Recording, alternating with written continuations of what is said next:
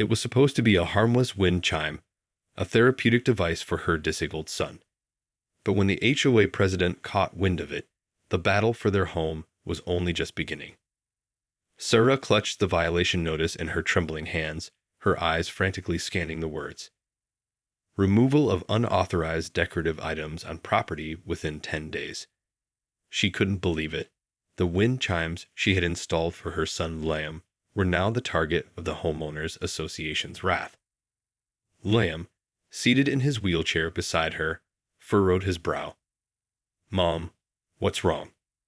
he asked, his voice laced with concern. Sarah forced a smile, trying to hide the rising panic within her. "Nothing, sweetie. It's just, the HOA wants us to take down your wind chimes," she said, her heart sinking. Liam's face fell, and Sarah knew how much the gentle chimes soothed his anxiety. They were a lifeline for her son, a way to help him cope with the sensory overload of the world around him. Steeling herself, Sarah marched over to the HOA president's door, Liam in tow. She pounded on the oak panels, her jaw set with determination. When the door swung open, revealing the impeccably coiffed Mrs. Henderson, Sarah didn't waste a moment. "Mrs. Henderson, surely you can understand the importance of those wind chimes for my son," she pleaded, her voice trembling with emotion. "Liam relies on them to help him feel calm and regulated. Removing them would be a devastating blow to his well-being." Mrs. Henderson's brow furrowed, her lips pursed into a thin line. "I'm sorry, Sarah, but the covenants are clear. No unauthorized decorative items are allowed on the property. It's simply a matter of maintaining the aesthetic of the neighborhood." Sarah felt her heart sink. But Liam needs those chimes. They're not just decorative. They're a therapeutic device, she insisted, her voice rising with desperation. Mrs. Henderson's expression remained impassive. "I understand your concern, but rules are rules. If you don't remove the chimes, we'll have no choice but to fine you." With that, she closed the door, leaving Sarah and Liam standing on the doorstep, their hopes dashed. Sarah turned to her son, her eyes filled with a mix of frustration and sorrow. "Don't worry, Liam. We'll figure this out," she said, her voice barely above a whisper. But deep down, she knew the battle had only just begun. Sarah spent the next few days searching for a solution, her mind racing with possibilities. She pored over the HOA covenants, looking for any loopholes or exceptions that could save the wind chimes. But the language was ironclad, leaving no room for interpretation. As the deadline for removal approached, Sarah grew increasingly desperate. She knew that without the chimes, Liam's anxiety would spiral out of control, making daily life a constant struggle. The thought of her son's suffering broke her heart. Determined to find a way, Sarah reached out to local disability advocacy groups, hoping to enlist their help. She explained Liam's situation in detail, pleading for their assistance. To her relief, they were quick to respond, promising to intervene on her behalf. Armed with a newfound sense of hope, Sarah confronted Mrs. Henderson once again, this time accompanied by a team of advocates. They presented a strong case, citing the Americans with Disabilities Act and the need for reasonable accommodations. Liam's wind chimes are a necessary therapeutic device, not just decorative items, one of the advocates argued. Removing them would be a violation of his rights and have a profound impact on his well-being. Mrs. Henderson's expression hardened, her eyes narrowing with suspicion. "I understand the concerns you've raised, but the covenants are clear. We have an obligation to maintain the community's aesthetic standards." The advocates pressed on, presenting medical evidence and expert testimony to support their position. But Mrs. Henderson remained steadfast, unwilling to budge. As the tension in the room escalated, Sarah felt her heart racing. She knew that Liam's well-being hung in the balance, and she couldn't bear the thought of him suffering. Desperate, she made a bold decision. "If you won't allow the wind chimes, then I'll have to move out of this neighborhood," she declared, her voice trembling with emotion. "I can't put my son through that kind of stress and anxiety." The advocates exchanged concerned glances, recognizing the gravity of Sarah's ultimatum. Mrs. Henderson's expression faltered, a flicker of uncertainty crossing her face.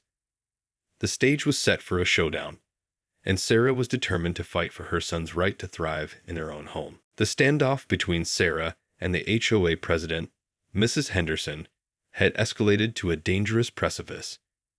With the wind chimes at the center of the conflict, the battle lines had been drawn, and neither side seemed willing to back down.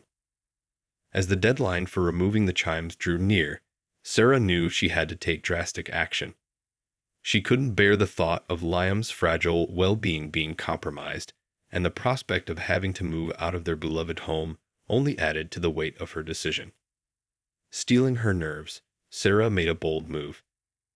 She reached into her purse and pulled out a stack of medical documents, meticulously highlighting the evidence that supported Liam's need for the wind chimes. Mrs. Henderson, you can't ignore the fact that these chimes are a crucial part of Liam's treatment plan, Sarah said, her voice rising with conviction.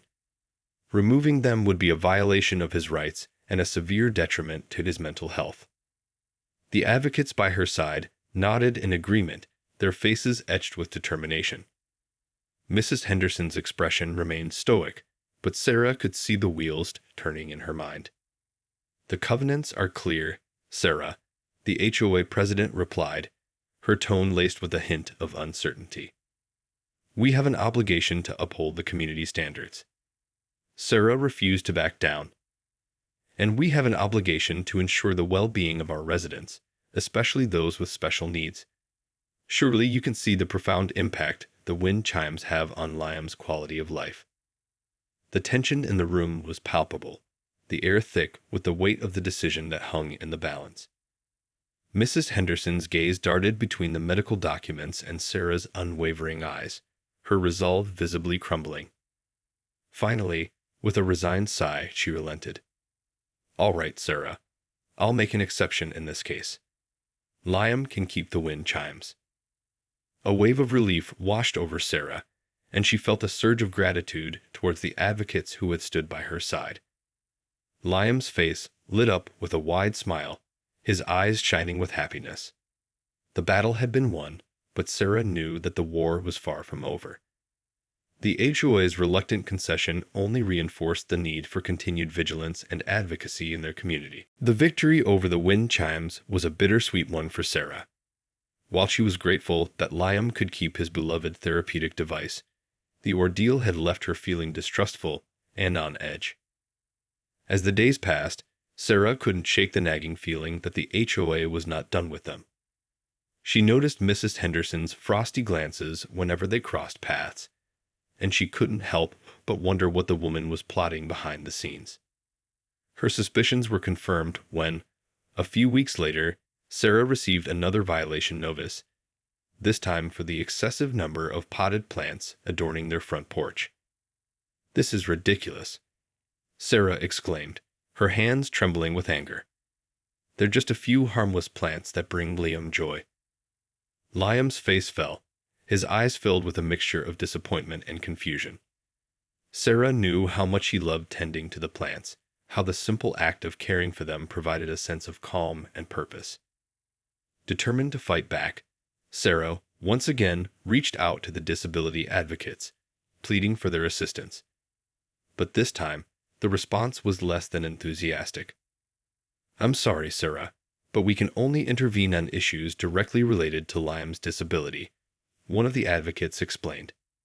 "The HOA's rules about landscaping, while frustrating, don't fall under the scope of the ADA." Sarah felt her heart sink. She'd have been counting on the advocates to help her battle the HOA's unfair demands, but now she was left to face them alone. Undeterred, Sarah marched over to Mrs. Henderson's door, her jaw set with determination. "This has gone too far," she said, her voice trembling with emotion. "You're using these petty violations to harass us, and I won't stand for it." Mrs. Henderson's expression remained impassive, her lips curving into a faint, almost sinister smile. "I'm simply enforcing the community standards, Sarah. If you can't keep your property in line with the covenants, then perhaps This isn't the right neighborhood for you." The words stung like a slap in the face, and Sarah felt her resolve wavering. She knew that moving out of their beloved home would be a devastating blow to Liam, but the relentless pressure from the HOA was taking a toll. As she walked away, Sarah couldn't help but feel that the battle had only just begun. The onslaught of HOA violations continued to pour in, each one a new blow to Sarah and Liam's sense of security in their own home. From the placement of outdoor furniture to the color of their mailbox, the HOA seemed to find fault with every aspect of their property. Sarah fought back tirelessly, drafting letters, attending community meetings, and even reaching out to local news outlets in a desperate attempt to draw attention to their plight. But Mrs. Henderson and the HOA board remained steadfast, unwilling to budge on their stringent rules and regulations. Liam, sensing his mother's growing distress, tried his best to remain positive, but the constant stress and uncertainty were starting to take a toll on him as well. He would often retreat to his room, the soothing sound of the wind chimes the only thing that could calm his nerves. As the situation escalated, Sarah found herself at a crossroads. She could either continue to fight the HOA, risking further fines and legal action, or she could concede defeat and uproot her family from the only home Liam had ever known. The decision weighed heavily on her, and she found herself lying awake at night, her mind racing with possibilities and what-ifs. She couldn't bear the thought of Liam having to start over in a new environment, but the constant battle with the HOA was draining her both emotionally and financially. One day, as she was tending to Liam's plants on the front porch, she noticed a familiar figure striding across the lawn.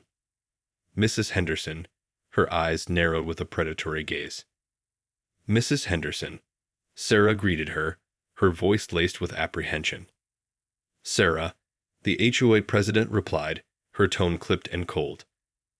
"I see you failed to remove those plants, despite the violation notice." Sarah took a deep breath, steeling herself for the confrontation. "Mrs. Henderson, you know how important those plants are to Liam. They're a source of joy and comfort for him, just like the wind chimes." Mrs. Henderson's lips curled into a sneer. "I'm afraid the rules are clear, Sarah. If you can't comply, then we'll have no choice but to escalate the matter." Sarah felt a surge of anger rise within her. "This isn't about the rules, is it?" she accused, her voice trembling with emotion. "It's about you and your personal vendetta against my family."